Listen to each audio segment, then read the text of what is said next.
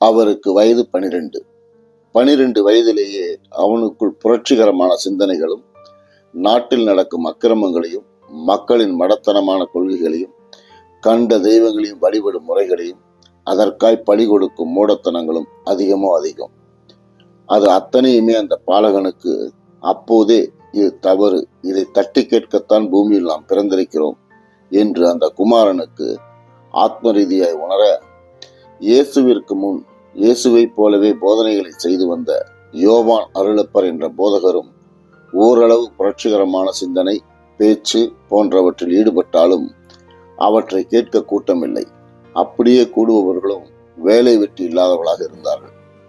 குமாரனுக்கோ, நாம் சிந்தித்ததைத்தானே இவர் சொல்கிறார், ஆனால் அதை ஏன் இந்த மக்கள் கேட்க மாட்டேன் என்கிறார்கள்? ஏன் கேட்க மறுக்கிறார்கள்? ஏன் உணர மறுக்கிறார்கள்? கவர்ச்சி தேவை. ஒரு போதனையை செய்வதற்கு கூட இந்த காலகட்டத்திலும் நமக்கு ஏதோ ஒரு கவர்ச்சி தேவை. அது மட்டும் இருந்தால் முதலில் கூட்டத்தை கூட்டிவிடலாம். கூட்டம் கூடினால் எளிதாய் நாம் போதிக்கலாம். அது யோவானிடம் உள்ள பலவீனமே. அவரிடம் இல்லாத ஏதோ ஒரு மாயை அல்லது மக்களை கவரும் கலை தெரியவில்லை. இயேசு கிளம்பும் முன் அவரிடம் ஞானஸ்தானம் பெற்று மெதுவாக, உங்கள் கருத்துக்களை சொல்லவே நானும் இங்கு வந்தேன். ஆனால் கேட்க செவியுள்ளவன் குறைவு. நான் திரும்பி வரும் வரை நீர் போதனை பண்ணியே இரும். நான் என் தேவனின் அருள் பெற்று திரும்புகிறேன்.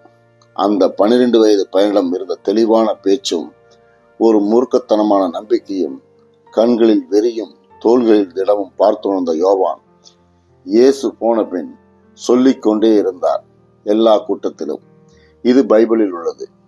எனக்கு பின் ஒருவன் வருவான், அவனின் பாதரட்சிகளை கூட அவிழ்க்க நான் தகுதியற்றவன் என்று லூக்காவிலும் 3ஆம் அத்தியாயத்தில் உள்ளது.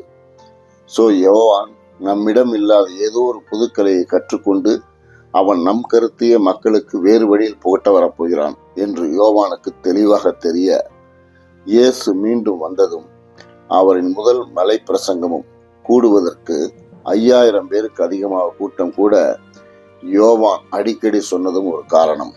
ஆனால் கொடுமை, இயேசு நாசரேத் வருவதற்கு சற்று காலம் முன்தான் அந்த நாட்டின் ராணி யோவானின் தலையை பரிசாக கேட்க வெட்டி எடுக்கப்பட்டு ஒரு தட்டில் வைக்கப்பட்டு ராணிக்கு அன்பளிப்பாக கொடுத்தான் ஏரோது.